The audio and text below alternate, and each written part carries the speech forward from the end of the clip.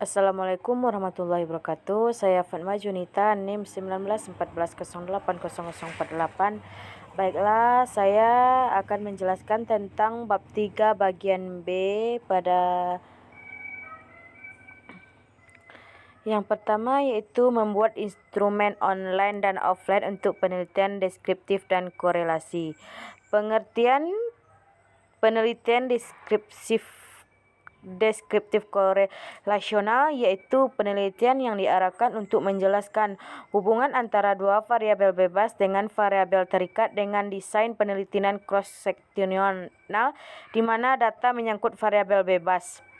Langkah-langkahnya yaitu analisis variabel penelitian, menetapkan jenis instrumen, menyusun kisi-kisi, menyusun item, dan menguji cobakan instrumen.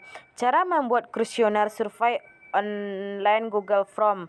Yang pertama itu buka situs web Google Form dan belajar teori atau alat yang tersedia di dalamnya. Kemudian isi judul, kemudian klik menu add item, kemudian pilih salah satu opsi yang diberikan.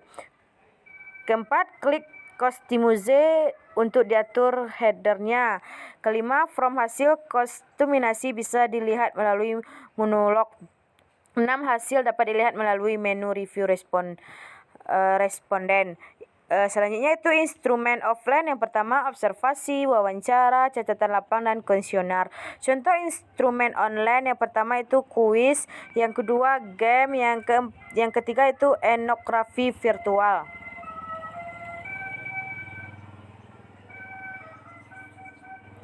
Yang selanjutnya yaitu membuat online untuk penelitian R&D. 4 jenis instrumen. Yang pertama yaitu instrumen wawancara. Instrumen wawancara digunakan dalam penelitian kualitatif karena dapat mengungkapkan informasi lintas waktu yang berkaitan dengan masa lampau, masa sekarang, dan masa yang akan datang. Instrumen yang kedua itu instrumen kelompok terfokus. Yang pertama, membuat link Zoom untuk diskusi, mengatur time untuk melakukan diskusi, memilih tempat yang strategis yang mendukung, dan menentukan jumlah anggota. Yang ketiga itu instrumen observasi. Instrumen ini digunakan dalam penelitian kualitatif sebagai pelengkap dari teknik wawancara yang telah dilakukan. Yang ketiga yaitu membuat instrumen online wawancara. Yang pertama itu aspek kognitif, menggunakan tes awal sebelum materi diberikan. Yang kedua itu aspek efektif, memberikan angket berisi pertanyaan yang akan dijawab oleh siswa. Dan yang ketiga itu cara mengakses Google Form. Yang keempat itu teknik pengumpulan data dan contoh instrumen yang digunakan. Contoh, misal seperti karya seni, semua ekspresi seni yang dihasilkan atau diapresiasikan, serta medium dan peralatan yang digunakan. Yang kedua, ruang dan tempat, benda, peristiwa, tindakan orang selalu berada dalam ruangan dan tempat tertentu. Yang ketiga, itu pelaku memiliki ciri atau peran tertentu terhadap suatu aktivitas. Yang keempat, itu kegiatan dalam ruang dan tempat para pelaku melakukan kegiatan. Yang kelima, itu waktu. Setiap kegiatan selalu berada dalam tahap-tahap waktu yang berkesinambungan. Yang kedua itu teknik. Yang pertama teknik observasi, teknik komunikasi, teknik pengukuran, teknik sosiometris, dan teknik dokumentari. Yang kelima yaitu tentang teknik pengumpulan data secara statistik deskriptif berdasarkan jenis cara pengumpulannya. Yang pertama itu pengamatan, terjun dan melihat langsung ke lapangan terhadap objek yang diteliti. Yang kedua itu penelusuran literatur, yaitu cara pengumpulan data dengan menggunakan sebagian data atau seluruh data yang diperoleh. Yang ketiga itu penggunaan kuesioner, yaitu cara pengumpulan data dengan menggunakan daftar pertanyaan atau daftar isi. Yang keempat itu wawancara, yaitu cara pengumpulan data dengan langsung mengadakan tanya jawab kepada objek yang telah diteliti. Yang kedua itu berdasarkan banyak data yang diambil. Yang pertama itu sensus, yaitu cara pengumpulan data dengan mengambil elemen atau anggota populasi secara keseluruhan untuk diselidiki. Yang kedua itu sampling, yaitu cara pengumpulan data dengan mengambil sebagian dari elemen atau anggota populasi untuk diselidiki. Yang keenam yaitu menjabarkan teknik pengelolaan data. Yang pertama itu UGF, merupakan sebuah alat uji statistik yang digunakan untuk menguji hipotesis komparatif K sampai bila datanya berada pada skala interval. Yang kedua itu statistik diferensial, adalah teknik statistik yang digunakan untuk menganalisis data sampel dan hasilnya dilakukan untuk populasi. Statistik ini akan cocok digunakan bila sampel diambil dari populasi yang jelas dan teknik pengambilan sampel dari populasi ini dilakukan secara random. Yang ketiga itu uji T. Uji T digunakan untuk menguji secara parsial masing-masing variabel.